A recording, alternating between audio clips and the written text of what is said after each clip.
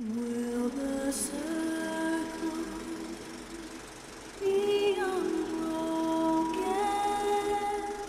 by and by and by? Is a better home awaiting in the sky, oh, in the sky? I do expect you to do all the rowing. In 2007, a video game was released that was both epic in scale, story, graphics, sound design, just about every category you can imagine, and that was the original Bioshock. My name is Lost Sandman R35, and welcome to Two Guys Reviews, and this is my review on the newly released Bioshock Infinite. So with that said, would you kindly let me delve into the story of Bioshock Infinite? Unlike the original Bioshock, Bioshock Infinite starts off as a completely new story, however does nod to the similar style and opening of the original. In the original Bioshock, you arrived at a lighthouse, much like the lighthouse that we're arriving to right now.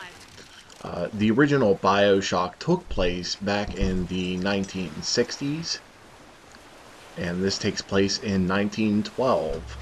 So allow me to show you just a clip here from the original Bioshock. Here you have emerged from a plane crash. This is the very beginning of the game, and you will see right there, there is the original lighthouse, and this takes place in the 60s. And here we are back again with Bioshock Infinite, again starting off at a lighthouse. Very different lighthouse. It doesn't have that Art Deco style of the 1960s. But moving back to the story, this particular type of storytelling is one of the best ways of storytelling, and that is the kind of Alice in Wonderland style where literally, and again this is the very start of the game, we know that our name is Booker DeWitt. We need to find a girl and bring her to New York to pay off a debt. And we were in a rowboat and arrived at a lighthouse, and that is literally all that we know about Booker DeWitt. There is no flashbacks, there is no hand-holding, there is no Quentin Tarantino style, which seems to be the norm for video games lately, where it's, 1 year ago or 15 minutes later, or where the timeline jumps all around. The story is being told literally through the graphics and the sound and the actors as you continue on through the story. If you look at Alice in Wonderland, all you knew is that there was this girl named Alice who chased a rabbit down a hole, and all of a sudden she winds up in Wonderland. If you are watching this even right now, your name is Booker DeWitt, you're in a lighthouse, and all of a sudden you wind up in a city in the clouds. And the story then will tell itself through your interaction with that particular world.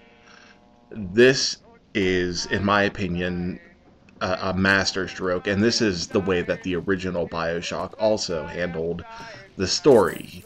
In the original Bioshock, your name was Jack, you were in a plane crash, you wound up at a city under the sea, and the story unfolded just that way. Also, your interactivity with the environment, as you can see, is pretty interesting. There's, the signs on the wall as we're going up the staircase. The sink that you saw me just turn on the telephone that I picked up that had a dead signal on it. Notes on the wall. Again, the environment is telling you the story right now. And speaking of the environment, let's move on to the graphics. You get a sense when playing Bioshock Infinite that the graphics are being pushed to their absolute limit on both the PS3 and the Xbox 360. And that really is the case. Occasionally you will see slowdowns in frame rate, as well as possible blurred images, but this is really a non-issue, as again the graphics are pretty damn gorgeous.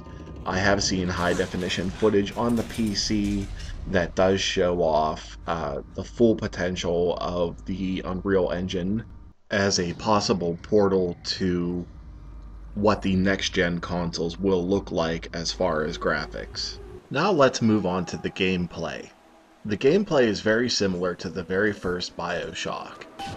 You will have your weapons as well as magical powers, which in the original Bioshock were called plasmids. In Bioshock Infinite, they are called vigors.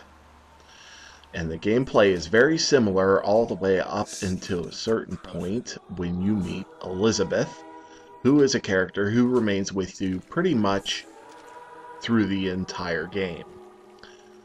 And speaking of Elizabeth,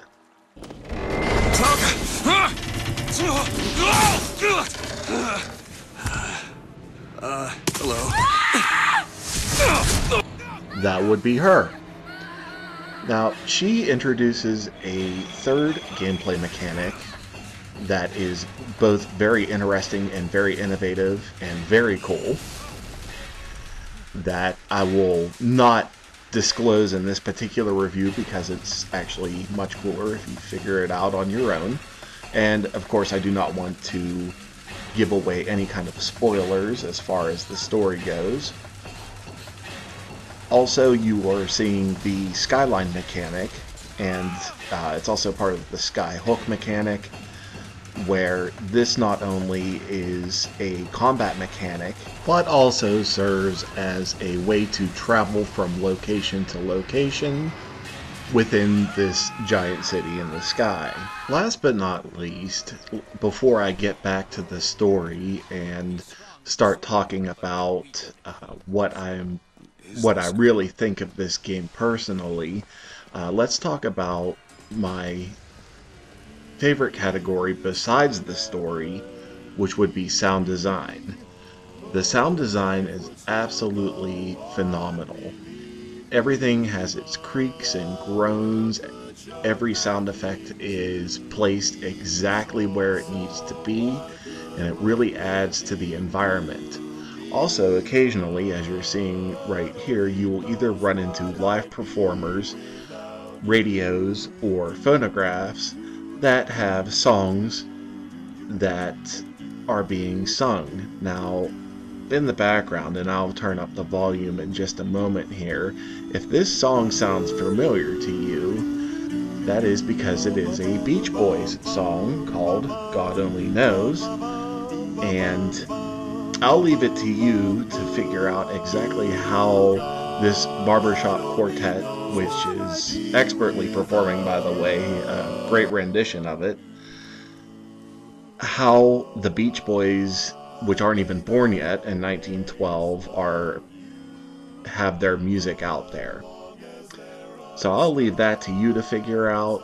Getting back to the story, there are several plot twists, one of which is so epic, you will not expect it, you will not see it coming, I guarantee you, and you will be thinking about it for days.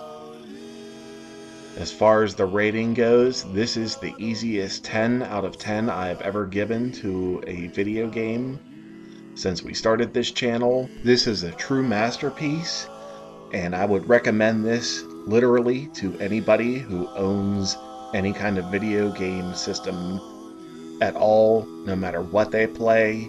This is one that should not be missed. And with that, I would like to thank you for watching. And would you kindly hit the subscribe and like button and leave a comment if you please. Thank you.